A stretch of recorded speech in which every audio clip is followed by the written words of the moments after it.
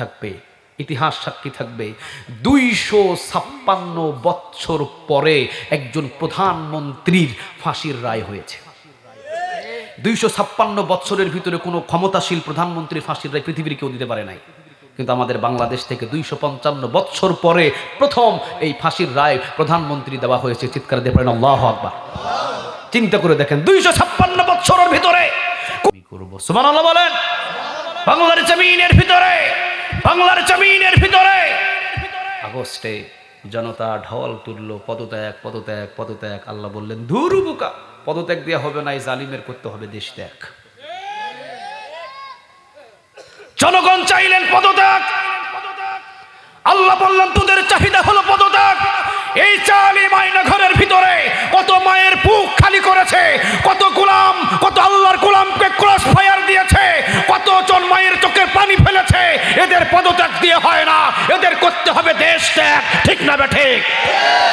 আল্লাহ বলছেন এরা দেশ ত্যাগ, এরা দেশে নিষিদ্ধ। আল্লাহ বলছেন ফেরাউনকে ধরি নাই, কিন্তু যখন ধরেছি দাঁড়ানোর সুযোগ দিই নাই। আসো এবার ফট করে ঢুকো, ক্ষমতা পাইবা না। ফাঁসির মঞ্চ জনগণ বিচার করে এরপরে সারা পৃথিবীতে ইতিহাস সাক্ষী দিয়ে দিবে যে কিভাবে জালিম তারা ক্ষমতার চেয়ারে বসে থেকে জনগণকে ফাঁসি দিয়েছে। ওই ফাঁসির রায় আবার ওই প্রধানমন্ত্রীকে ফাঁসি দিয়ে বিদায় করেছে। ঠিক না ব্যাঠি? এটার নামই বাংলাদেশ। আল্লাহু আকবার বলে। যদি ৯৮% মুসলমান বাংলার জমিনে থাকে, আর ৯৮% মুসলমান যদি আগামীতে কোরআনের রাষ্ট্র পরিচালনা করতে পারে, তাহলে ইনশাআল্লাহ ইতিহাস সাক্ষী থাকবে, ইতিহাস সাক্ষী থাকবে ২৫৬ বছর পরে একজন প্রধানমন্ত্রীর ফাঁসির রায় হয়েছে। ২৫৬ বছরের ভিতরে কোনো ক্ষমতাশীল প্রধানমন্ত্রীর ফাঁসির রায় পৃথিবীর কেউ দিতে পারে নাই। কিন্তু আমাদের বাংলাদেশ থেকে ২৫৫ বছর পরে প্রথম এই ফাঁসির রায় প্রধানমন্ত্রী দেওয়া হয়েছে। চিৎকার দিয়ে পড়েন আল্লাহু আকবার। চিন্তা করে দেখেন ২৫৬ বছরের ভিতরে কোন রাষ্ট্র রানিং প্রধানমন্ত্রী তাকে দেশ থেকে ত্যাগ করে ফাঁসির রায় কেউ কায়েম করতে পারে নাই। আমরা বাংলাদেশের ৯৮% মুসলমান ১৭ বছর পর্যন্ত নির্যাতন হয়েছিলাম বেশি। এই নির্যাতন হওয়ার কারণে আমরা ২৫৬ বছর পরে রানিং প্রধানমন্ত্রী বাংলাদেশ থেকে পালিয়ে যাওয়ার পরে ফাঁসির রায় আমরা কায়েম করেছি। ঠিক না ঠিক? আমরা পেরেছি ইনশাআল্লাহ। ভবিষ্যতে আরো কিছু দেখা হবে, কারণ আমাদের সাথে আছেন একজন। আওয়াজ দিয়ে বলেন তিনি কে? আরো জোরে বলতে হবে তিনি কে? আল্লাহ রাব্বুল আলামিন বলছেন মোহাব্বত করে আমি বানাইছি এই বান্দারে, ৮০ বছর গুনাহ করার পরেও আমি আল্লাহ তাকে মাফ করে দিব। আর তুমি ধরি মতো তার গলায় ছুরি চালাইয়া দিবা, তুমি ধরি মতো তাকে ক্রস ফায়ার করে দিবা, আর আমি আল্লাহ আরশে আজিম থেকে বসে থেকে দেখব না। আমি এমন অন্ধ রব নই। সুবহানাল্লাহ বলেন। আপনি যদি আমাকে গালি দেন, আমি যদি এই গালির উত্তর দিই, আপনি বেঁচে গেছেন। কিন্তু আমি যদি এই গালির উত্তরটা না দিই, আল্লাহ বলেন কিয়ামতের ময়দানে আমি এটার উত্তর দিব। আল্লাহ যদি ধরে ফেলে আপনাকে, আপনি কি বাঁচতে পারবেন? কথা বলেন, আপনি কি বাঁচতে পারবেন? অসম্ভব, অসম্ভব আপনি বাঁচতে পারবেন। এই জন্য আল্লাহ বলছেন আমার গোলামদের উপরে খবরদার জুলুমি করো না, আমার গোলামদের উপরে খবরদার জুলুমি করো না। যারা ৫ ওয়াক্ত নামাজ পড়ে, যাদের সিজদার চিহ্ন কপালের ভিতরে বিদ্যমান, যাদের তাহাজ্জুদ নামাজের সিজদায় কান্নায় ভিজে যায় নামাজ, এমন মানুষদেরকে তোমরা আঙ্গুল দিয়ে কথা বলেছো, রিমান্ডে গিয়ে পিটিয়েছো, তাদেরকে তেতুল হুজুর বলেছো, বাবুন হুজুরকে নিয়ে রিমান্ডে পিটিয়েছো, অন্যায়ভাবে অত্যাচার করেছো। এমনকি রফিকুল ইসলাম নামের একজন হুজুরকে, ছোট হুজুরকে তোমরা উলঙ্গ করে প্রকাশ্যে তাদের ছবিগুলো দেখানোর চেষ্টা করেছো। আল্লাহ বলছেন যা কিছু করছো সব আমি আরশে আজিম থেকে দেখেছি। ঠিক না বে ঠিক? লাস্টে এসে শুধু আলেমদের ধরছে, অথচ রাসূল বলেছেন তারা আমার ওয়ারিস। সুবহানাল্লাহ বলবেন না? তারা আমার ওয়ারিস।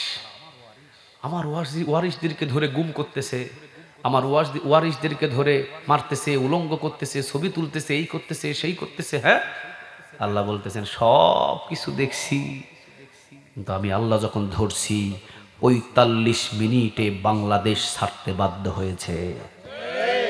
১৮ রকমের খাবার রান্না করা ছিল ঘরের ভিতরে, না খেয়ে পালাতে বাধ্য হয়েছে। ব্যাগ নিতে চেয়েছিল, সেনা প্রধানরা বলেছেন আপা বেঁচে থাকলে বহু ব্যাগ নিতে পারবেন, আগে পালান। যাওয়ার সময় বলেছিল বাবার কবরটা জিয়ারত করে যায়, বলেছিলেন কবর জিয়ারত করতে গেলে সেখানে আপনারও দাফন হয়ে যাবে। এই ভয়টা কলিজার ভিতরে কে ঢোকালেন? আরো জোরে বলেন। ওয়াসায়ালামুল্লাযীনা যালামু আইয়া মুনকালাবি ইয়ানকালিবুন। আল্লাহ বলছেন যারা জুলুম করবে জমিনের উপরে আমি তাদেরকে ধরবো, এমন ভাবে ধরবো ছোট আযাব দিয়ে তাদেরকে ধ্বংস করে দিব। বড় আযাব না? আল্লাহ বলছেন ফেরাউনকে আমি ধরেছিলাম, তোমাদের এলাকায় ছোট ছোট বাচ্চা পানিতে ডুবে মারা যায়, ফেরাউনের মতো বড় ডাকাত ছোট বাচ্চার মতো পানিতে ডুবে আমি মারছি। তোমাদের এলাকায় মশা নাকে ঢুকে মারা যায় কোনো ইতিহাসে পাবা না, কিন্তু আমি ল্যাংড়া মশা দ্বারা 400 বছর নমরুদের মতো পাঁঠাকে 400 বছর পরে তাকে ল্যাংড়া মশা দ্বারা শেষ করেছি। তোমরা মনে করেছো কি বড় বড় হাতি নিয়ে এসেছিল আমার কাবাঘর ভাঙার জন্য? আমি আল্লাহ আব্রাহামকে ছোট ছোট পাখি দিয়ে ধ্বংস করে দিয়েছি। সুবহানাল্লাহ বলবেন না? তোমাদের মনে হচ্ছে যে আবু জেহেল বড় শক্তিশালী ছিল, এই আবু জেহেলকে ধ্বংস করেছেন ছোট ছোট মাআজ এবং মুআওয়াজ রাদিয়াল্লাহু তাআলা আনহুমা, দুইজন শিশু। সুবহানাল্লাহ। বাংলাদেশের এই 17 বছরের ফ্যাসিস্টকে তোমাদের সিগনালে, তোমাদের আওয়াজে তারা পালাই নাই। তোমাদের চাহিদা ছিল পদত্যাগ, কিন্তু আমার আল্লাহর ডিসিশন ছিল দেশ ত্যাগ। আমি তাদের ভিতরে এমন ভয় ঢুকিয়ে দিয়েছি 18 রকমের খাবার রান্না করে না খেয়ে পালাতে বাধ্য হয়েছে। এই ভয়টা আমার ঢুকানো ছিল। সুবহানাল্লাহ বলেন। এমন ভাবে ঢুকালেন যে ফাঁসি দিয়েছিলেন আল্লামা সাইদি রাহিমাহুল্লাহর মানিককে। দেখছেন আপনারা মানিক সুরারে দেখছিলেন? হ্যাঁ, বর্ডারে গিয়ে কলা পাতার উপরে ঘুমায়া ছিল চোরের মতো, কে জানি লাথি দিয়ে অন্তকোষ ফাটায় ফেলছিল। চিন্তা করে দেখেন এই জালিমদেরকে পরিণত করেছেন পৃথিবীর কেউ নয়। কে? আরো জোরে বলেন কে? আল্লাহ বলছেন খবরদার, জমিনের উপরে ক্ষমতাশীল হবো ভালো কথা, জমিনের উপরে ক্ষমতায় বসবো ভালো কথা, আমার জনগণের উপরে কখনো জুলুমি করো না। যারাই জুলুমি করবে তাদের বিরুদ্ধে আছেন একজন, কে? তিনি আল্লাহ বলছেন কারণ আমি তাকে খুব মহব্বত করে বানাইছি।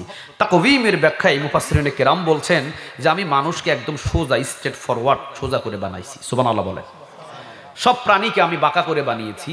গরু বাঁকা, ছাগল বাঁকা, হাঁস বাঁকা, মুরগি বাঁকা। এই জন্য বাঁকা করে বানাইছি কারণ তারা রিজিকের উপরে মুখ দিয়ে তারা খাবে, কিন্তু আমি বান্দাকে স্ট্রেট ফরওয়ার্ড, সোজা করে বানাইছি। কেননা তারা রিজিকের উপরে মুখ দিয়ে খাবে না, মুখটাকে সোজা রেখে রিজিক হাত দিয়ে ধরে মুখে তুলে দিয়ে খাবে। আর মাথা নত করবে তো আমি মালিকের সামনে মাথা নত করবে, আমি রবের কাছে মাথা নত করবে। এই জন্য তাকে আমি সোজা করে বানাইছি, বাঁকা করে বানাই নাই। সুবহানাল্লাহ বলেন। এবার আল্লাহ বলছেন সুম্মা রাদাদনাহু আসফালা সাফিলিন, খুব সুন্দর করে মহব্বত করে যত্ন করে বানাইলাম, কিন্তু সুম্মা রাদাদনাহু আসফালা সাফিলিন, আবার আমি তাকে বয়স্ক বানায়া দিলাম। সুবহানাল্লাহ বলেন। চুলগুলো তার হুকুম ছাড়াই সাদা করে দিলাম, দাঁতগুলো তার হুকুম ছাড়াই আমি দাঁত ফেলে দিলাম, কানের শব্দ নেওয়ার জন্য যে কান দিয়েছিলাম এটা বয়রা করে দিলাম, একের পর এক সমস্ত অঙ্গগুলো দুর্বল করে দিলাম। তবে আসফাল সাফিলিনের ব্যাখ্যায় মুফাসসিরিনে কেরাম বলছেন কিছু কিছু মানুষদেরকে আল্লাহ রাব্বুল আলামিন বৃদ্ধ হওয়ার পরেও আল্লাহ দামি বানিয়ে দিয়েছেন। তাদের বয়স হয়েছে বেশি কিন্তু তাদের মর্যাদা আল্লাহর কাছে বেশি হয়ে গেছে। সুবহানাল্লাহ বলেন।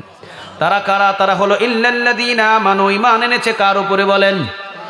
ওয়া আমিলুস সলিহাত, এবং একজন আর নেক আমল করেছেন। আওয়াজ দিয়ে বলেন নেক আমলটা কার?